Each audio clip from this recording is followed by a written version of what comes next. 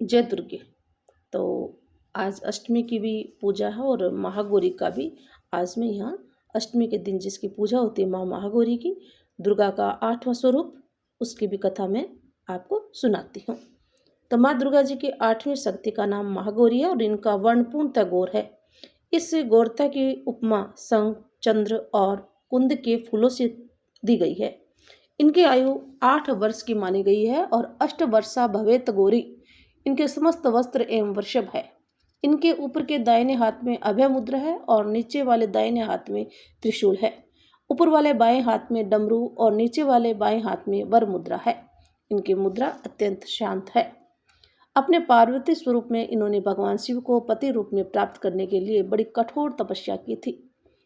इनकी प्रतिज्ञा थी कि वीर्यहम वरदेम शंभु नान्यम देवम महेश्वरात नारद 5 रात्रम। गोस्वामी तुलसीदास जी के अनुसार भी इन्होंने भगवान शिव के वरण के लिए कठोर संकल्प लिया था। जन्म कोटि लगी रगर हमारी, बरु शंभु न त रहु कुंवारी। इस प्रकार से इस कठोर तपस्या के कारण इनका शरीर एकदम काला पड़ गया था। इनकी तपस्या से प्रसन्न और संतुष्ट होकर जब भगवान शिव ने इनके शरीर को गंगा जी के पवित्र जल से मलकर धोया, तब वह विद्युत प्रभाव के समान अत्यंत कांतिमान गौर हो उठा। तभी से इनका नाम महागौरी पड़ा। दुर्गा पूजा के 8वें दिन महागौरी की उपासना का विधान है और इनकी शक्ति अमोघ और सदा फलदायिनी है।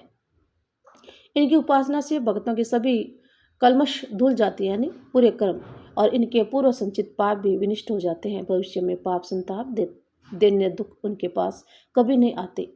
वह सभी प्रकार के पवित्र और अक्षय पुण्यों का अधिकारी हो जाता है। माँ गौरी का ध्यान, स्मरण, पूजन, आराधना भक्तों के लिए सर्व विधि कल्याणकारी है। हमें सदैव इनका ध्यान रखना चाहिए। इनकी कृपा से अलौकिक सिद्धियों की प्राप्ति भी होती है। मन को अनन्य भाव से एकनिष्ठ कर मनुष्य को सदैव इनके ही पदार बिंदों का ध्यान करना चाहिए। यह भक्तों का कष्ट अवश्य ही दूर करती है। इनकी उपासना से आर्तजनों के असंभव कार्य भी संभव हो जाते हैं। तो इनके चरणों की शरण पाने के लिए हमें सर्वविध प्रयत्न करना चाहिए। पुराणों में इनकी महिमा का प्रचुर आख्यान किया गया। ये मनुष्य की वृत्तियों को सत्य की ओर प्रेरित करके असत्य का विनाश करती है।